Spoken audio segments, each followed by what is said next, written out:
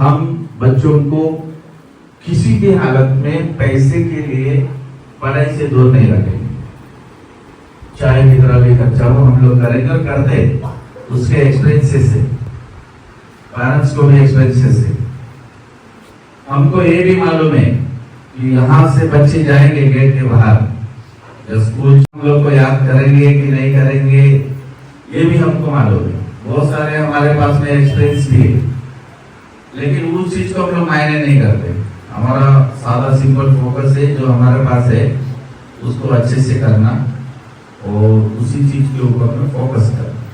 अब टीचर्स का काम सबको मालूम है पढ़ाना है, वो नहीं है और कोई भी टीचर्स पढ़ाते नहीं है। टीचर्स एक नदी की तरह होती है और वो नदी में जैसे जैसे पानी बहते जाएगा वो वैसे वैसे क्लीन होता रहता है। वो टीचर्स का रोल है। नदी का पानी जहाँ स्टॉप हो गया तो वहाँ गंदगी होती है। टीचर की तरह होती है जो अपने नॉलेज को हमेशा शेयर करते रहती है। एक क्लास में अगर 50 बच्चों को पढ़ाना है, 100 बच्चों को पढ़ाना है, तो पर्टिकुलरली किसी एक बच्चे को नहीं पढ़ाती, 50 भी बच्चों को एक जैसा ही पढ़ाती है। उसका नॉलेज ऑफ फ्लोइंग जो होता है वो कंटिन्यूअसली चालू होता है। अब ऑप्शन कहाँ पर है कि जो 50 से अगर कुछ लोग हाथ पे हाथ धरे खड़े हैं तो उनको कुछ नहीं मिलेगा। वो सिर्फ देख रहे और उनको वहां से कुछ नहीं लेना है तो उनको कुछ नहीं मिलेगा। वहां से कुछ लोगों को बच्चों को कुछ लेना है तो कोई चम्मच से लेगा, कोई कटोरे से लेगा, कोई किसी बड़े चीज से लेगा। तो जितनी ज्यादा नॉलेज वो लेना चाहेगा उतना ज्यादा नॉलेज वो ले पाएगा, क्योंकि वो एक फ्लोइंग नॉलेज है। पर्टिकुलरली किसी बच्चे को आपको क्या करना है, वहां सिर्फ हाथ पे हाथ धरे खड़े रहना है, एक चम्मच से नॉलेज लेना है, कटोरे से लेना है, कोई ड्रम से लेना है, या पूरे नॉलेज की नदी में ही आपको तैरना है। जो बच्चा डिसाइड कर लेता है उसके अकॉर्डिंग उसका परफॉर्मेंस उसके क्लास में, उसकी लाइफ में और उसके हर एक जगह में मिलेगी। जो बच्चा हाथ पे हाथ धरा बैठा रहेगा उसको लाइफ में कुछ नहीं मिलेगा, सेफ नहीं मिलेगा। तो ये चीज को पहले समझ लो। टीचर्स उस हिसाब से उनको जो लाइफ चाहिए थी वो मेरे पास में नहीं मिल सकती। मेरे पास में रूल्स मिलेंगे, लाइफ मिलेगी और एक सिक्योर और सक्सेस लाइफ मिलेगी। आपको मेरी याद अभी नहीं आएगी। जिस दिन आप थोड़े से बड़े हो जाएंगे, 20-22 साल के, 24 साल के, उस दिन जीवन में हर दिन मुझे याद करेंगे। रीजन ये है कि जिस किसी चीज के बारे में हम लोग बात करते या सोचते, अगर वो हमारे दिमाग में रह गई तो हम किसी ना किसी चीज से दूर हो जाते हैं। यही चीज है। पढ़ाई के बारे में आप सोचेंगे तो पढ़ाई ही आपको दिखेगी। आप दोस्त मटर कश्ती या आपस में किसी के बारे में सोचेंगे तो पूरी लाइफ में आपको वही चीजें आएगी। इसलिए हम लोग बहुत ज्यादा फोकस है और फ्यूचर से ओरिएंटेड है। आप लाइफ में 90 एंड अबव का स्कोर था तो 90 to 91% और प्योर, कोई चीटिंग नहीं, कोई सेंटर पे कोऑपरेट नहीं। मेरे किसी बच्चों को कोई कोऑपरेट नहीं होता। कल ही मैं उनसे बात करके बोला कि देखो 10th में फेल होने वाला आदमी तुम्हारे सामने खड़ा है। कल ही बताया मैं भी 10th में फेल हो गया था। इसका मतलब ये नहीं है कि आप आगे नहीं जा सकते। लोगों ने मेरे को हर बार रिजेक्ट किए, फिर भी यहाँ खड़ा हो। आपको कोई रोक नहीं सकता अगर आप की सोच बड़ी होगी। मैं कल उनको और एक एग्जांपल दिया। जब 12 साल की उम्र में मैंने कराटे पढ़ना चालू किया तो पहले दिन हमारे क्लास में 50-60 बच्चे थे, महीना 2 महीना। 2 महीने में मैं अकेला ही बच गया और अकेला जाता था, इसलिए यहाँ पर उस पोजीशन में गया। अगर मैं भी बाकी के बच्चों की तरह छोड़ देता, गिव अप कर देता, तो कराटे में वर्ल्ड कराटे फेडरेशन का रेफरी जज होने का जो मेरा सपना था वो पूरा नहीं हो पाता। किसी भी चीज को गिव अप करने से नहीं होगा, छोड़ने से नहीं होगा, आपको लड़ना पड़ेगा। और आप अगर किसी के भरोसे लड़ते, माँ बाप के भरोसे लड़ते, दोस्त के भरोसे लड़ते, फैमिली के भरोसे लड़ते, तो आप जिंदगी में कभी सामने नहीं जाते। मैं हर टाइम में बच्चों से वही बात बोलता हूँ। कैरेक्टर के बारे में मैं हमेशा उनको इनग्रेड करता रहता। तो रूल से, और वो जैसे है वैसे ही रहेंगे, उसमें कोई चेंजेस होने की नहीं स्कोर पाए। उसका रीजन ये है क्योंकि आपको बेटा अपने आप को प्रूव करना पड़ता है। आपके पीछे कोई नहीं घूमता, किसी भी बच्चे के पीछे कोई टीचर्स नहीं घूमता। जब बच्चा प्रूव करता है कि ही हैज अ कैलिबर, उसके पास में कैलिबर है, तो सोसाइटी, फैमिली, टीचर्स सबके सब आपको कोऑपरेट करेंगे, आपको तराशने के लिए पूरी मदद करेंगे। लेकिन अगर आप सोचते हैं कि कोई आएगा फिर मुझे बोलेगा, फिर मुझे वजन देगा, फिर मैं भाव देगा, तो आप कचरे की तरह ही रहेंगे। आपको प्रूव करना पड़ता है। आप जब तक प्रूव नहीं करेंगे तो यहाँ मेरे जैसे खड़े नहीं होंगे। खड़ा होने के लिए प्रूव करना पड़ेगा कि हाउ कैलिबर, आपके पास में वो क्षमता है, तो होगा। हम बच्चों से यही चीजें हमेशा बोलते, कोई जिंदगी में नहीं आ सकता आपको मदद। पैसे कमाना कैसे है वो अपने को किसी ने नहीं सिखाया। वो आए हैं वैसे जाने दो, अपने पास में कुछ नहीं रहने वाला। क्योंकि जिस जगह पे आप बैठे हैं ना, वो पहले किसी और की थी। ये मैं जन्म से नहीं लेकर आया था, और मेरे बाद ये शायद किसी और की रहेगी, मेरे पास नहीं रहेगी। ये मेरी सोच ही है। मेरे पास कुछ भी फिक्स नहीं है सिवाय मेरे बॉडी। जो भी चीज मुझे आज मिली है वो पहले किसी और की थी, मेरे बाद किसी और की ही होने वाली है, और उसके बाद किसी और की ही रहेगी। कैलिबर प्रूव करेंगे तब होगा। अब यहाँ पर क्या होता है कि बच्चों से एक एक चीज पे बात की जाती है, एक एक चीज पे काम करता है। कोई भी बच्चा मेरे से कोई भी चीज, सीक्रेट, उसका कोई भी सीक्रेट वो शेयर करता है, और उनको कॉन्फिडेंट है कि वो बात कभी किसी से बाहर नहीं जाती। और मैं मेरे बच्चों के लिए गुंडा बदमाश भी बन जाता हूँ।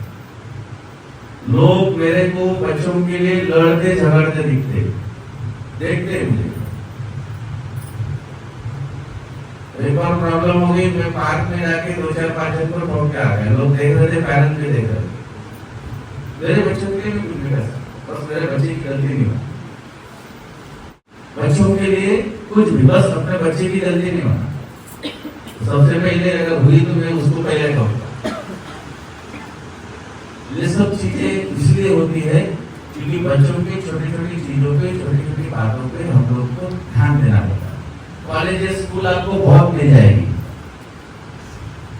आप अभी जितने बच्चे 10th में हैं, 12th वालों को छोड़ के देखो आपके घर में कितने लोग आगे चले गए होंगे। एडमिशन, कोचिंग, इसकी के लिए कितने लोग आगे चले गए होंगे। वो आपको हम अलग अलग आमिष देंगे, अलग अलग प्रलोभन देंगे, पैसे का बोलेंगे, ये बोलेंगे, वो बोलेंगे, वो आपको बोलेंगे। सादा सिंपल सवाल है, जिसकी क्वालिटी है वो आपके घर में आएगा। मांगने नहीं रहा।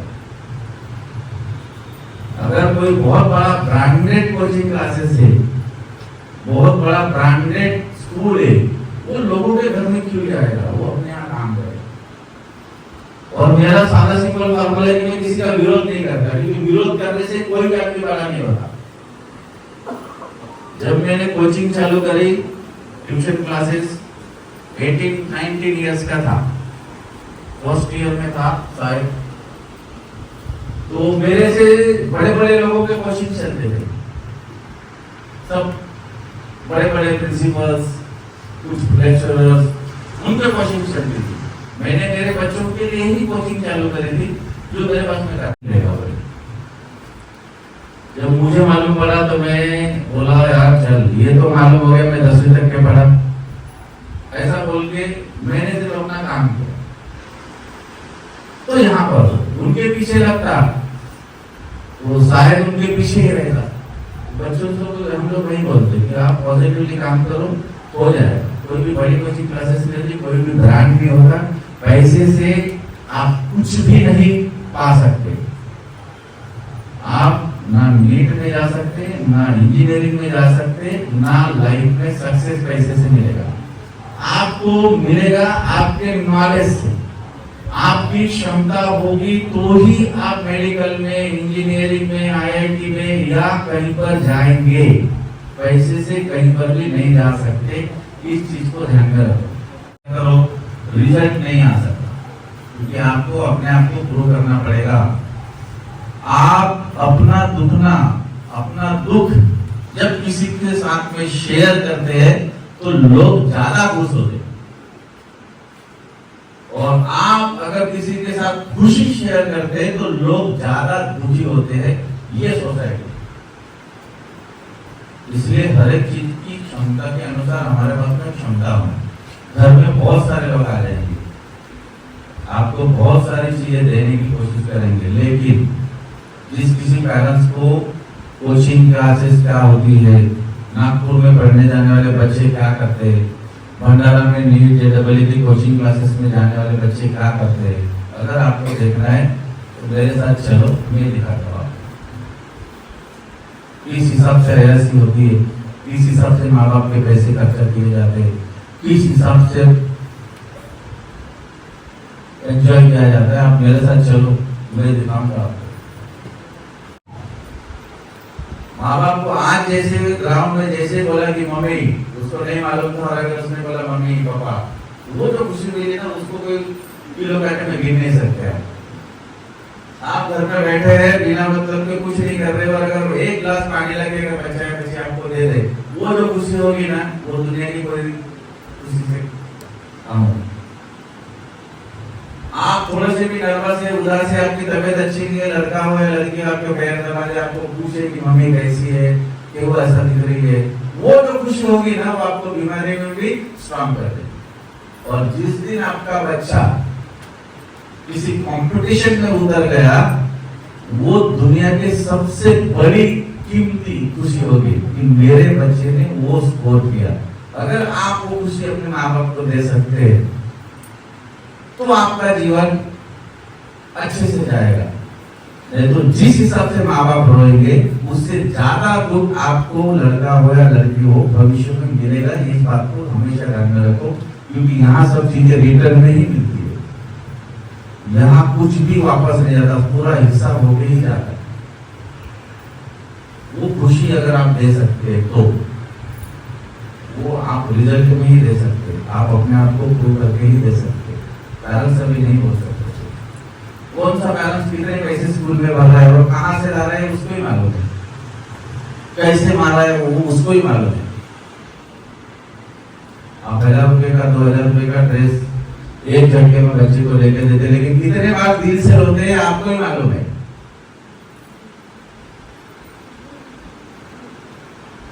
वो पैसे कहाँ से आते हैं वो दुख सिर्फ आपको ही मालूम है। जिस दिन मम्मी ने बोल दिया बेटा एक गिलास पानी ला दे, मेरा ये काम कर दे, तो बच्चे बोलते मेरे पास टाइम नहीं है, तेरे घर के काम करके रखो, प्रोजेक्ट लेके चलाओ। मुझे आने वाले दिनों में डॉक्टर्स बने, इंजीनियर बने, आईएएस बने, आईपीएस बने, वो मेरे पास से ही जाएंगे, वो बिना पैसे के जाएंगे। That's my promise to you. समय लगेगा, आज बच्चे समय लगेगा, लगने दो, जब तक जिंदा हो उसके पहले करके ही जाऊं। ये मेरा प्रॉमिस, किसी के लिए रुकने वाला काम नहीं। बच्चे स्कोर क्यों नहीं कर पाते? देखो हमको साल 2 साल 4 साल बच्चों को समझने के लिए लगता है। बच्चों की पूरी इमेज को आइडेंटिफाई करना, उसको समझना बहुत टाइम लगता है। एक दिन में हम किसी बच्चे को समझ नहीं सकते। और जितने पेरेंट्स बैठे हैं, और मैं खुद, मैं अपने टीचर्स को भी बोलता हूँ, आपका कोई भी नहीं होने वाला, ना आपके बच्चे ना सोसाइटी, आप अकेले ही रहेंगे लास्ट में। इसके लिए ये जो फीलिंग्स है, इस फीलिंग को बच्चों ने चेंज करनी है। आपको माँ बाप का जो इम्पोर्टेंस है जिस दिन समझ में आएगा, उस दिन आपके पास में समय नहीं रहेगा, और जिस दिन आपके पास समय नहीं रहेगा और आपको फीलिंग आएगी कि माँ बाप क्या है, उस दिन आपके माँ बाप नहीं रहेंगे। क्योंकि हमको समझ में आता है, मुझे सर बनाने का जो काम है ना, वो किसी ने नहीं किया।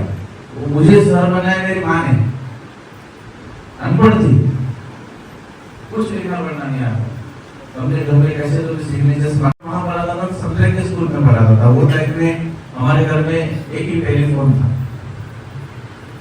लैंडलाइन था। तो लैंडलाइन में जब कभी भी फोन आता था, तो मेरी मम्मी ने कभी तो नहीं आया है नहीं ऐसा कभी नहीं बोला।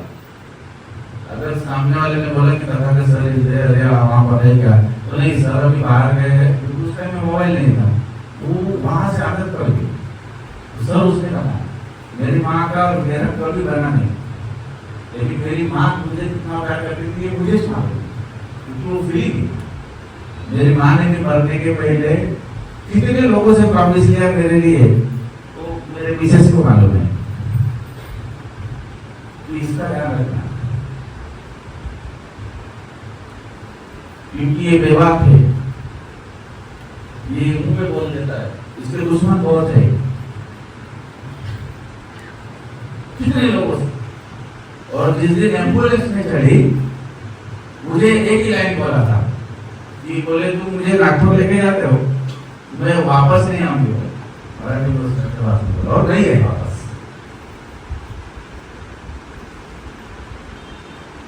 उसका क्या मुझे पहले ही रियलाइज था, आज भी रियलाइज होता है।